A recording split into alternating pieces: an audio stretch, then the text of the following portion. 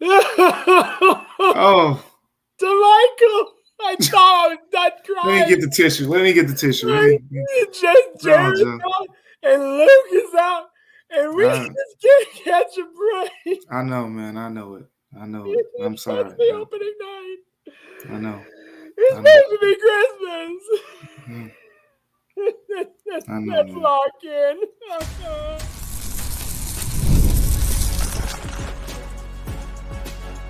You are Locked On Grizzlies, your daily Memphis Grizzlies podcast, part of the Locked On Podcast Network, your team every day.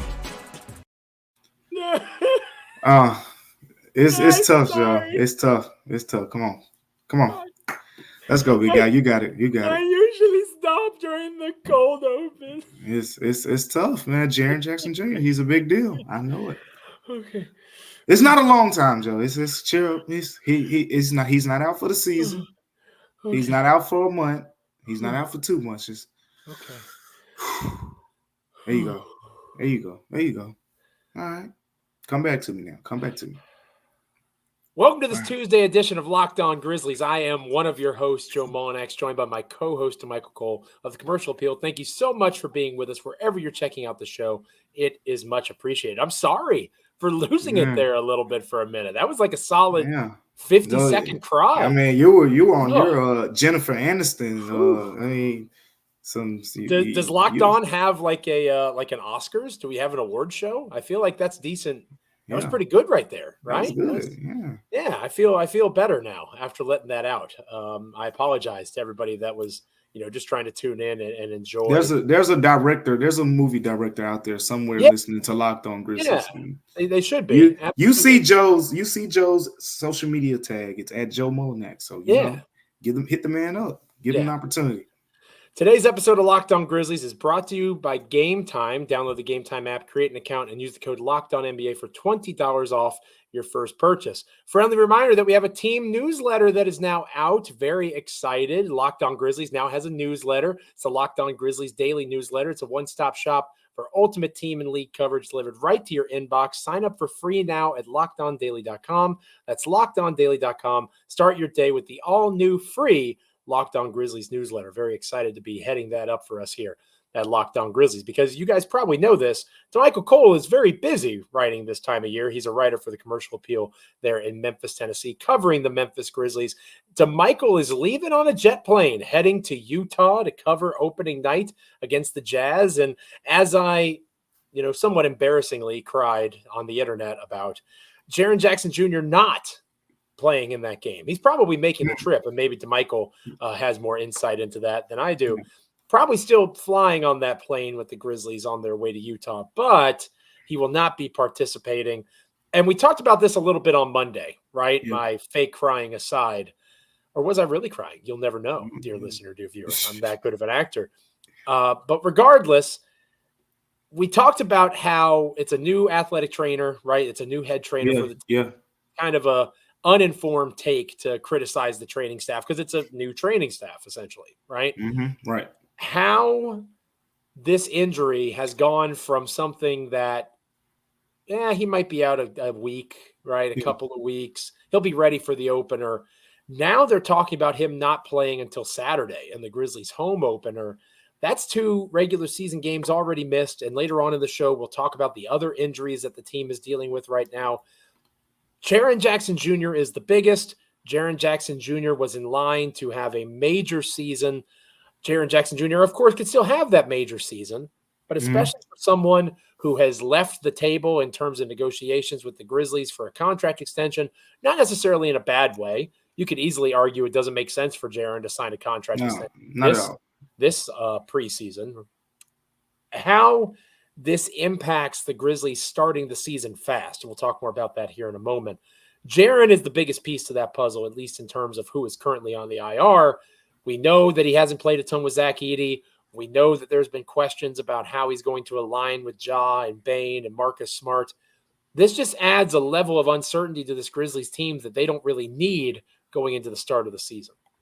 Yeah, it's tough because of the part about, I've talked about getting Zach Edey and Jaren Jackson Jr. on the floor together. We finally got to see, Zach Edey and Ja get 2 games together in the preseason. After that first game, it was like, oh, are they going to be able to play again together? But Ja came back for the preseason finale, got to see that a little bit more. And now the next step is putting Jaren alongside of Zach Edey. We've talked about how this is supposed to maximize Zach Edey, but also maximize Jaren Jackson Jr. to get back to his, first team all defensive type of, performances. And, moving him to the power forward is a big part of that. But, the injury stuff, it's really not too surprising to me. What was surprising to me is the fact that the Grizzlies had ruled him out for that preseason finale and still had the intention of him being available for the regular season opener. So if you've been following, what we've been saying in the coverage and the up and down of how this process come together, he was never ruled out for the entirety of the preseason. And then the preseason finale came along, right? And Taylor Jenkins said Ja Morant, Marcus Smart will be back. But Jaren Jackson Jr., what they planned on initially doing was they'll have a couple practices in between after the preseason opener until the regular season. And those 2 practices, he'll have some what they call high-intensity workout plans, right? 5-on-5 and all that stuff. And then, boom, he's just going to magically jump out of the sky and block 4 shots against Utah on Wednesday. But it doesn't work like that. But with all that being said, everybody, I don't think this is serious at all. Like, Joe, you just mentioned the idea of him flying with the team. I think, yeah, he's definitely going to be with the team. I don't really think he's injured at this point. It's not that. It's a conditioning thing. They're sitting him out more for conditioning than anything else. Again, the idea of ramping him up for 2 practices and then throwing him out there in the preseason opener really just didn't sit well with me in the first place. And when I say ramping him up, it wasn't just 2 practices. He's been doing, like we said, 4-on-4.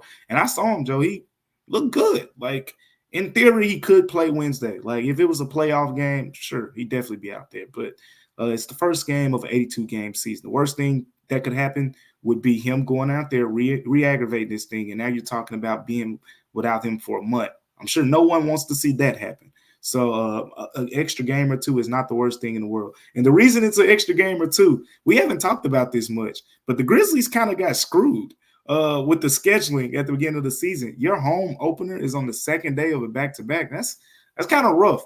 And with that being the case, with the Grizzlies having a back-to-back so early in the season, that plays into Jaren Jackson Jr.'s availability. I think there's another back-to-back that's like a week or 2 after that one. But they have 2 back-to-backs kind of in the early part of the schedule. But with that one in particular, it's just I don't think it's realistic to say, oh, even if he is ready to go Friday after another couple extra practices against Houston, they're probably not going to do it because it'd be better to have him on that second leg of the back-to-back for the home opener. So you're probably not even talking about just him missing the opener. You're talking missing 2 games. And he's definitely going to miss 2 of the next 3. We'll figure out if it's going to be the Houston game or it's going to be a home opener. It just makes more sense to take that extra day against Houston. Quick sidebar before I respond. I just want to let everybody know this is a bit in the weeds here, breaking the fourth wall. I got a message from my wife as we've been recording, and she wanted to make sure that I was okay.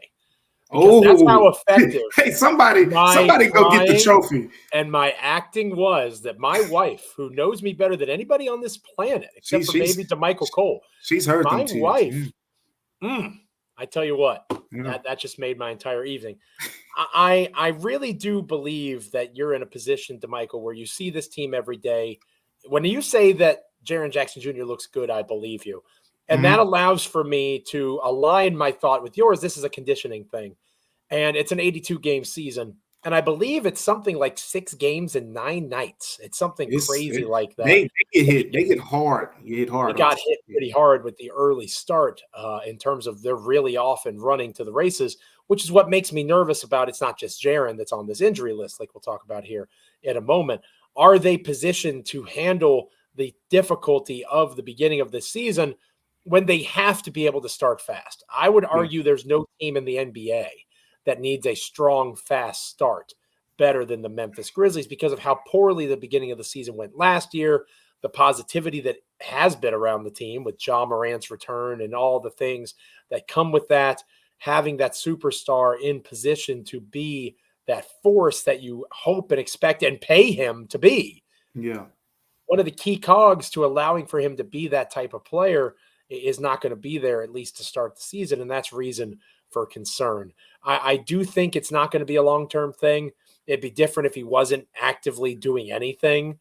Yeah. The preseason's an important time for conditioning, right? You could work out with trainers and post Instagram videos with snare drum beats all you want. The reality is you don't get into NBA game shape without playing NBA basketball. Mm-hmm. And in the absence of that, which he hasn't had, you have to position him to be as in condition as he possibly can be without that. They're doing the right thing. They're being smart. They're being respectful. They're doing all the stuff to make sure that he is in a spot when he does come back, he's going to be able to be a contributor, not just one night, but numerous nights, because that's exactly what they're going to need from Jaren for them to be successful. Damichael Cole is not concerned. Memphis Grizzlies beat writer for the Commercial Appeal. Joe Mullinax, co-host of Locked On Grizzlies, Grizz lead contributor, newsletter writer now, apparently. I'm not concerned either. By all means, hit Damichael and I up in the comments. Let us know on X how you're feeling going into, this Grizzmas Eve, essentially, without Jaren Jackson Jr. It's not a great situation to be in, but I think long-term, everything's going to be all right. This episode of Locked On Grizzlies is brought to you by FanDuel. NFL fans, you can start the season with a big return on FanDuel, America's #1 sportsbook. Say you get a hunch in the middle of the game. Damichael, I know you're a big Green Bay Packers guy. Maybe you see the secondary of the opponent struggling a bit, and you want to take the over on Jordan Love's remaining passing yards. You most certainly can do that and more over at FanDuel.com. You can check out the latest stats, view live play-by-play, and do so much more on the same page where you place your bets. You'll get started with $200 in bonus bets guaranteed when you place your first $5 bet. Again, $200 bonus bets guaranteed when you place your first $5 bet, whether it's on the Packers, my Commanders, or any other team in the National Football League. You can use FanDuel.com to get a big return. Once again, that is FanDuel.com. Damichael, I'm going to do my best to not cry again because it's not just Jalen that's out and having injury issues. Obviously, Vince Williams Jr., we've known about his problems. Gigi Jackson, unlikely to play any basketball until closer to Thanksgiving and Christmas, much less, this time of year with the start of the season. Yeah, actual Christmas, not my Grizzmas or our Grizzmas. Lots of people use that. But anyway, Luke Kennard, what is going on there? It feels like we're entering the start of a season with half of the rotation out, because that is true. And again, I mentioned earlier in the show, there's no team that needs a fast start more than the Memphis Grizzlies, who struggled so mightily in the 25 games that Ja Morant was suspended. Are you worried with all of these moving pieces and parts that aren't going to be in the process of that quick beginning to the season, that maybe they start slow again? Because again, that start of the schedule is brutal for them, at least in terms of the amount of games they have to play in a short amount of time. Yeah, and we just mentioned first segment, zero concern, right? This segment's a little bit different. I'm definitely worried about it. It's because of the scheduling, and it's also just because of the circumstance, right? The situation. And sure, Jaren will be back in short order, right? But even if you go beyond that right now, like, of course, factoring Jaren into the equation, but take Wednesday's opener against Utah, right? Your bench right now is Scottie Pippen Jr., Jalen Wells, Jake LaRavia and John Conchar, and then you have Jay Huff mixed in there potentially, and you got Brandon Clark. That's not the bench I was talking about. It's not great this season when I was saying they could have one of the best benches in the NBA. That's not the bench I was talking about that could have three guys, maybe four, but really three guys average double figures. It's not the same bench. That bench includes Luke Kennard, Vince Williams, Gigi Jackson. So all three of those guys being out, but that concerns me. And now let's bring it in a little bit, and I want to mention the Luke Kennard situation.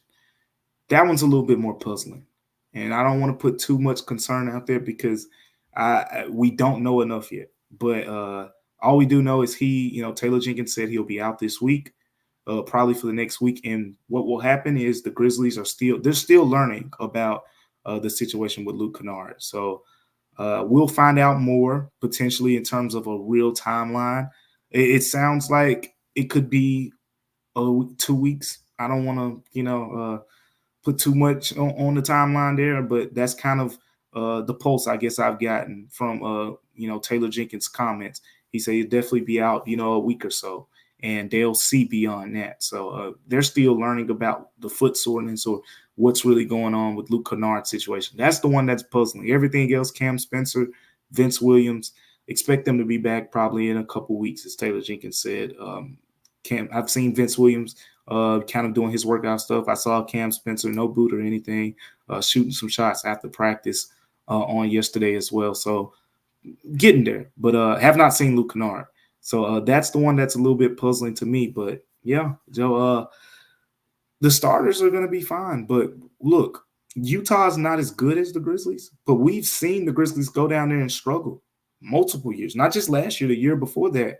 Last 2 years, going to Utah can be a problem. And they got Lauri Markkanen at the end of the day. So it's definitely going to be a challenge. And getting back to your scheduling point, or the scheduling point we both made earlier, yeah, they got the back-to-back at Houston. Then they travel and get the Magic.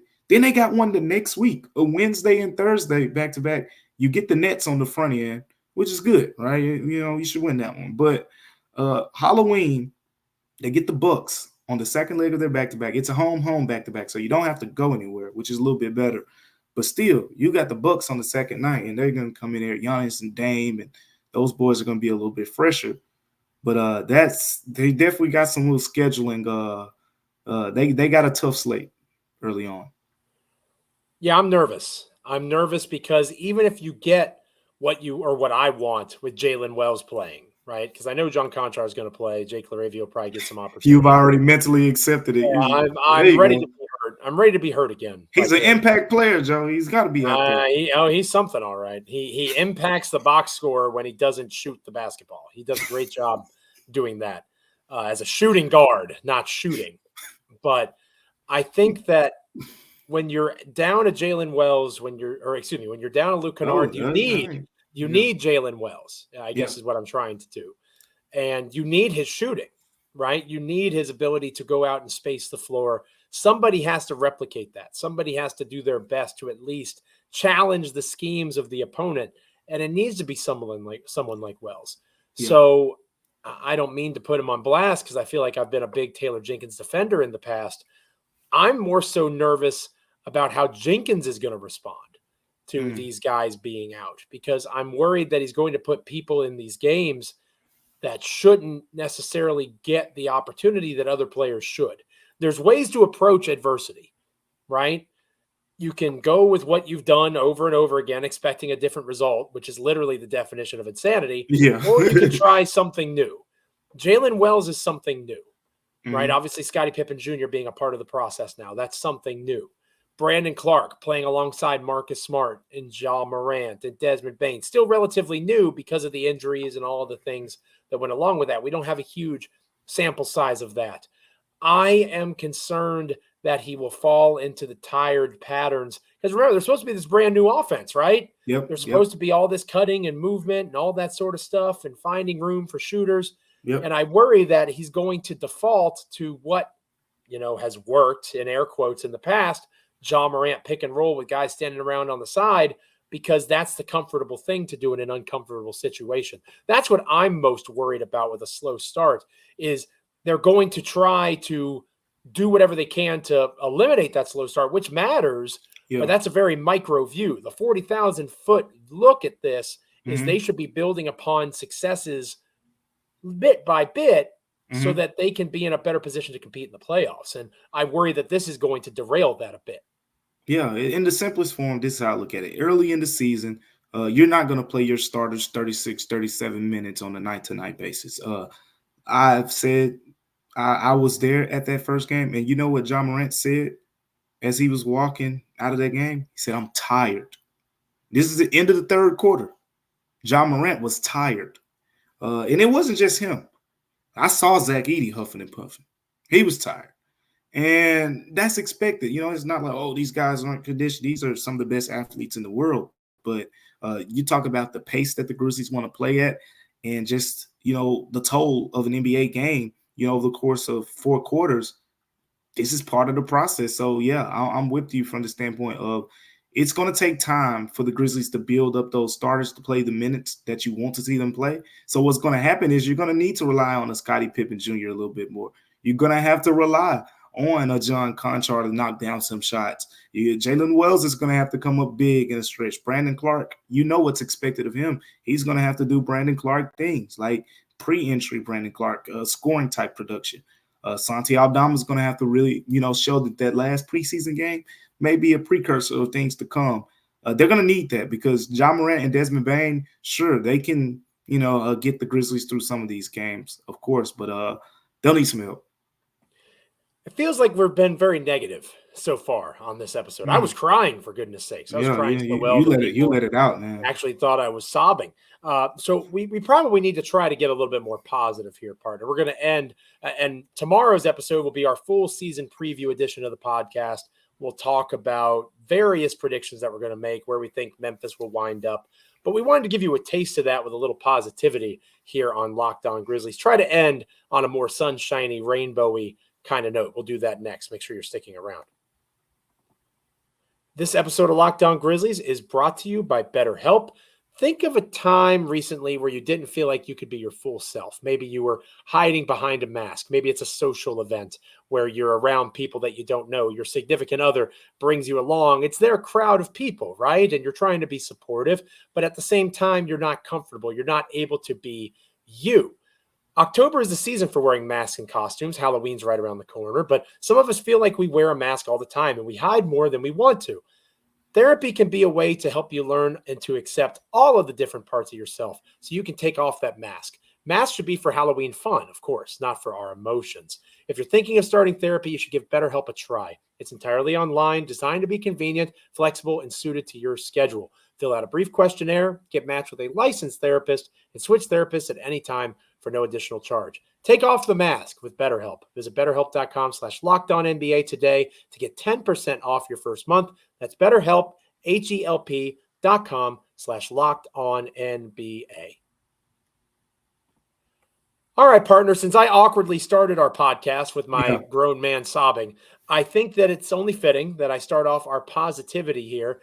And I want to, this is a taste. This is a smackerel, a sampling of what's to come on our Wednesday edition of the podcast. So I want to make sure folks are checking that out.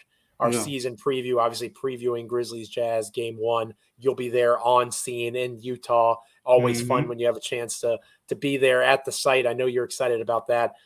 So I'll start off with a little positivity here. And I think I'm going to start off with the guy that it all kind of anchors around, Ja Morant. Tom Ziller, I talk about his newsletter a good bit. Good Morning, It's Basketball. He wrote about, and again, I'll give my full predictions tomorrow. He did his recently. It might have been on Monday. And he said that he picked the Suns to be the number 1 seed overall in the Western Conference with Mike Budenholzer there and the talent that Phoenix has. I get it. I'm not going to hate on that pick as much as maybe people would think. But Ziller talks about how he really wanted to put the Grizzlies there. And for him to say that gives me the confidence to say that the Grizzlies will at worst be the number 2 seed in the Western Conference. I'm buying the Phoenix Suns, Mike Budenholzer. We've seen him have all sorts of success in the regular season. So to me, that's not that crazy of a thing to say, that Phoenix is going to get hot and have some regular season success. I am hesitant to say what I'm saying because I'm worried that these injuries are going to extend. But I think Memphis, if they can stay healthy, and again, they're not healthy to begin, so it's hard to say stay healthy when they can't get healthy. But assuming that they all play 70 to 75 games, this is a team that has everything they need to compete. And that really is a big part of why I'm optimistic about the season. This was a team that was capable of doing great things before. I think that they've upgraded at the center position with Zach Edey. He's going to show that. I think that they've upgraded with Marcus Smart playing alongside the big 3 of Ja, Dez, and Jaren. I am thinking that a top 2 finish, I really want to say top 1, but it makes me nervous with these injuries. I think that Memphis is going to be right back where they belong at the top of the Western Conference. That's a positive prediction, a taste of what's to come on on our Wednesday episode. Yeah, I like that prediction. That's a strong one, but it's one based on history. When this team has been healthy, as you said, if they're healthy, they've been a top 2 seed in the Western Conference twice in the last 3 years. So health provided, that doesn't seem too far fetched. So I like the direction you're going. Now, I'm gonna go more towards the individual accolades here. I don't know. That's the route I'm gonna go, and I don't think we've said this as much before. I feel like this is something that should have, been discussed, quite frankly. But I think this is the season where things align appropriately. What about some 6 man of the year love for Brandon Clark? What do you think Ooh, about I that, Joe? love that What do you think positive about that? prediction. I Now, love that.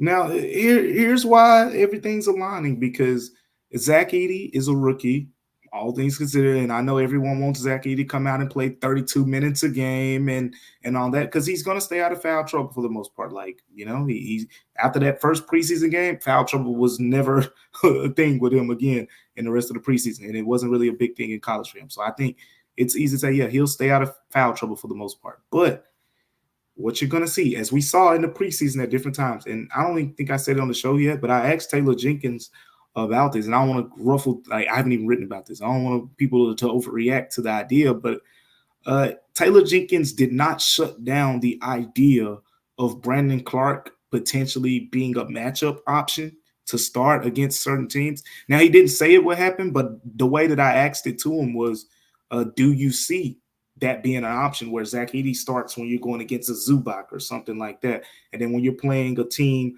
that's more small ball oriented, you shift in a different direction and you put Brandon Clark in the starting lineup. And he said they're still working out, some things right now. So with all that being said, right now it's 48 minutes. You don't have Jaren Jackson Jr. right now. Jaren will eventually get some minutes at the 5. It won't be a lot. Everybody chill out. Trust me, when he gets minutes at the 5, it'll be 3-4 minutes and boom, back to the 4 he goes. So relax. But with that being said, Brandon Clark and Zach Edey are pretty much going to split most of these minutes. I see Zach Edey being a 26-minute per game guy as a rookie, and that's fine. That's where Steven Adams pretty much roughly was in his tenure with the Grizzlies. 26, 27 minutes for Zach Edey. That leaves you 21 other minutes that I think Brandon Clark will be on the floor. You go look at Brandon Clark's stats right now. Find me a season where he's averaged single digits as an NBA professional. Matter of fact, don't even try, because you won't find one. It's never happened before. Brandon Clark will be relied on more this year because of the fact that Zach Edey is a rookie and he's gonna be brought along accordingly. Again, they literally just started installing some things for like plays and things like that for Zach Edey. They didn't start that at the beginning of preseason camp. They've just started doing that. So that's the pace he's going to be at. There are going to be things kind of just incorporated throughout the season or whatever the case may be, more and more for Zach Edey. Brandon Clark already knows this stuff. He's a vet. He's played with Ja Morant. He's played with Jaren Jackson Jr. And the efficiency is still there, I think. And what we'll see is he'll be somewhere double digits in points per game. And if the Grizzlies are as productive as they should be, I think he'll get some talk about the 6-man of the year conversation, Joe. I love that pick. I think that's a great pick. I think it would be awesome for a player like Brandon Clark. I always bring up how I had him number 4 on my big board back in 2019. Yeah, you said that. I'm a big Brandon Clark fan. And that's why it always hurt when I was so hesitant to believe in him coming back from the Achilles injury. But he's, between the end of last regular season and this preseason, he looks like he's ready to really be a contributor. And sometimes the biggest contributor to those chances to be a postseason award nominee is opportunity. And Brandon Clark is absolutely going to get that opportunity there in Memphis to do just that and be an elite 6th man. So I'm with you, partner. I think he's going to take advantage of that opportunity. A little bit of positivity to end the show today. Let Damichael and I know how you feel about our previews. And again, that's just a taste of what's to come on our Wednesday edition. Much more to come. Our full-blown season previews. We're even going to put records out there, partner. We're going to talk about records and seeding. We're going to talk about individual awards, how we think the league will fit around Memphis, all that sort of stuff. Lots of fun stuff coming on our Tuesday edition of the show. Our Wednesday edition of the show. Plus, speaking of Wednesday, it's going to be Grizzmas, and you're going to wake up Grizzmas morning there in Utah. Tell me how excited you are to get back on the road and cover this team, Damichael. I can't wait. If you were following our coverage last season, you probably noticed that once things went haywire with the team, I wasn't really traveling anymore. So it's been a while since I think the last time I went to a trip was January, and January is that's the same time Marcus Smart, Desmond Bain, and Ja Morant all got hurt. So that was the last time that I traveled. So I'm looking forward to it. People who follow our coverage at the Commercial Appeal know when I go on the road, we always get some really good stories. Players just are naturally more open because it's when you're on the road, your back's against the wall in a way. And that's kind of, that's the mentality that teams take. But when you see familiar faces, and, I'm a familiar face to the players, so it's easier, than when you're at home. So looking forward to kind of bringing us some good things to the show. Excited to follow Damichael's coverage, not just over at the Commercial Appeal, but of course here with Locked On Grizzlies as well. Make sure you're following him at Damichael C, following me at Joe Mullinax. Lots of good stuff coming out from both of us as the season gets underway. Friendly reminder that your favorite podcast now has a newsletter. We are introducing the Locked On Grizzlies daily newsletter, one stop for ultimate team and league coverage delivered right to your inbox. Sign up for free now at lockedondaily.com. That's lockedondaily.com. Start your day with the all-new free Locked On Grizzlies newsletter. Again, I'll be contributing that more often than not for us here at Locked On Grizzlies. Every once in a while, Damichael will pop in over there. But again, he has a full-time writing job. I don't necessarily, so I'll be able to carry that weight for us here at Locked On Grizzlies. Make sure you're liking, commenting, rating, reviewing, subscribing wherever you get your podcasts. We're proud members of the Locked On Podcast Network, your team each and every single day. Like, comment, rate, review, subscribe on Apple, Spotify, YouTube, Amazon, literally anywhere you can get a podcast, you can get Locked On Grizzlies. It is Grizzmas Eve. Be excited, Grizzlies fans. Grizzmas is almost here. I'm sorry for crying earlier. Hopefully you'll be back on Wednesday. I promise I won't be crying. Well, maybe I shouldn't promise that. We never know what's coming down the pike with the Memphis Grizzlies. I'm going to do my best to not cry because it's going to be Grizzmas. You don't want to cry on Grizzmas. You want to have joy. You want to spread cheer. I can't wait to do so with you tomorrow. See you later.